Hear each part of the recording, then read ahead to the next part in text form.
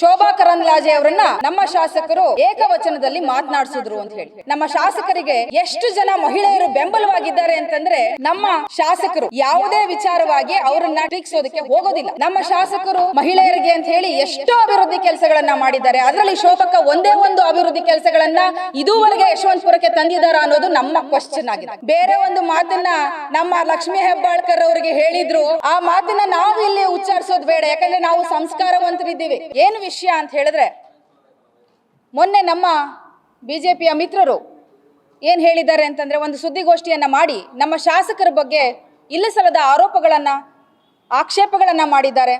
So ಹಾಗಾಗಿ ನಾವು ಇವತ್ತಿನ ದಿವಸ ನಮ್ಮ ಶಾಸಕರ ಅಭಿವೃದ್ಧಿಗಳು ಏನು ಅನ್ನುವಂಥದ್ದನ್ನ ತಿಳಿಸೋದಕ್ಕೋಸ್ಕರ, ಅವರಿಗೆ ಮನವರಿಕೆ ಮಾಡ್ಲಿಕ್ಕೋಸ್ಕರ ಒಂದು ಪತ್ರಿಕಾಗೋಷ್ಠಿಯನ್ನು ಕರೆದಿದ್ದೇವೆ. ಎಲ್ಲ ನಮ್ಮ ಕಾಂಗ್ರೆಸ್ನ ಬ್ಲಾಕ್ ಅಧ್ಯಕ್ಷರು, ವಾರ್ಡ್ ಅಧ್ಯಕ್ಷರುಗಳು ಹಾಗೆ ಮುಖಂಡರುಗಳು ಎಲ್ಲರೂ ಇವತ್ತಿನ ದಿನ ಈ ಪತ್ರಿಕಾಗೋಷ್ಠಿಯಲ್ಲಿದ್ದಾರೆ.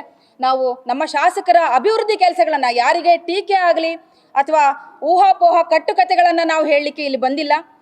ನಮ್ಮ ಶಾಸಕರ ಅಭಿವೃದ್ಧಿ ಕೆಲಸ ಯಶವಂತಪುರದಲ್ಲಿ ಏನೇನು ಅಭಿವೃದ್ಧಿ ಆಗ್ತಾ ಇದೆ ಅದನ್ನ ದಾಖಲೆ ಸಮೇತವಾಗಿ ನಾವು ಇವತ್ತಿನ ದಿವಸ ಪ್ರಸ್ತುತಪಡಿಸಬೇಕು ಅಂತ ಹೇಳಿ ಇವತ್ತಿನ ದಿನ ಸುದ್ದಿಗೋಷ್ಠಿಯನ್ನು ಕರೆದಿದ್ದೀವಿ. ಸೊ ಮೊದಲನೇದಾಗಿ ಒಬ್ಬ ಬಿಜೆಪಿಯವರ ಒಬ್ಬ ಮುಖಂಡರು ಹೇಳ್ತಾರೆ, ಶೋಭಾ ಕರಂದ್ಲಾಜೆ ಅವರನ್ನ ನಮ್ಮ ಶಾಸಕರು ಏಕವಚನದಲ್ಲಿ ಮಾತನಾಡಿಸಿದ್ರು ಅಂತ ಹೇಳಿ.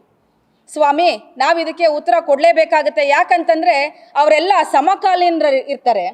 ಸೊ ಅವರಿಗೆ ಒಂದು ಸಲಿಗೆ ಇರ್ತದೆ, ಸೋದರತ್ವ ಅನ್ನುವಂಥ ಒಂದು ಸಲಿಗೆಯಿಂದ ಮಾತನಾಡಿಸಿರಬಹುದು.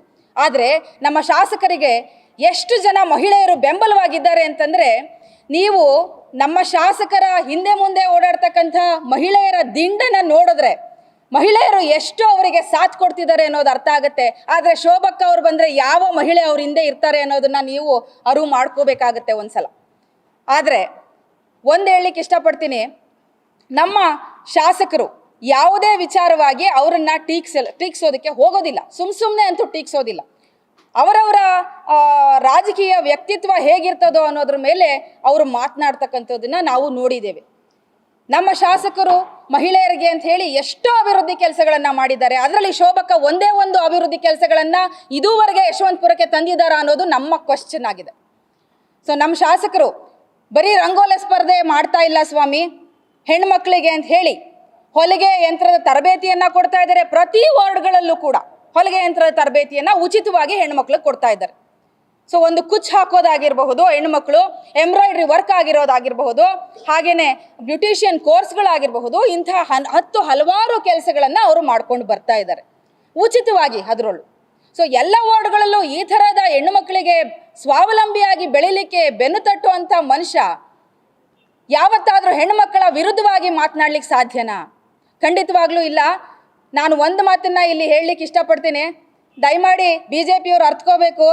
ಅವರ ಶಾಸಕರಾದಂಥ ಅವರ ಮುಖಂಡರಾದಂಥವರು ಬೇರೆ ಒಂದು ಮಾತನ್ನ ನಮ್ಮ ಲಕ್ಷ್ಮೀ ಹೆಬ್ಬಾಳ್ಕರ್ ಅವರಿಗೆ ಹೇಳಿದ್ರು, ಆ ಮಾತನ್ನ ನಾವು ಇಲ್ಲಿ ಉಚ್ಚಾರಿಸೋದು ಬೇಡ, ಯಾಕಂದ್ರೆ ನಾವು ಸಂಸ್ಕಾರವಂತರಿದ್ದೀವಿ. ಆ ಮಾತನ್ನ ನಾವು ಹೇಳಲಿಕ್ಕೆ ಬಯಸೋದಿಲ್ಲ.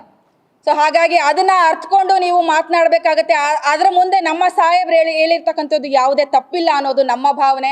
ಅದನ್ನ ಅರ್ಥಕೊಂಡು ನೀವು ಪ್ರೆಸ್ ಮೀಟನ್ನ ಕರಿಬೇಕಾಗುತ್ತೆ ಮುಂದೊಂದು ದಿವಸ. ನಾವೆಲ್ಲರೂ ಮಹಿಳೆಯರು ನಮ್ಮ ಶಾಸಕರ ಜೊತೆ ಇದ್ದೀವಿ ಅಂತ ಘಂಟಾಘೋಷವಾಗಿ ಇವತ್ತಿನ ದಿವಸ ಹೇಳಲಿಕ್ಕೆ ಪತ್ರಿಕಾಗೋಷ್ಠಿಯನ್ನ ಇವತ್ತಿನ ದಿನ ಕರೆದಿದ್ದೀವಿ ಅಂತ ಹೇಳಲಿಕ್ಕೆ ಇಷ್ಟಪಡ್ತೀನಿ.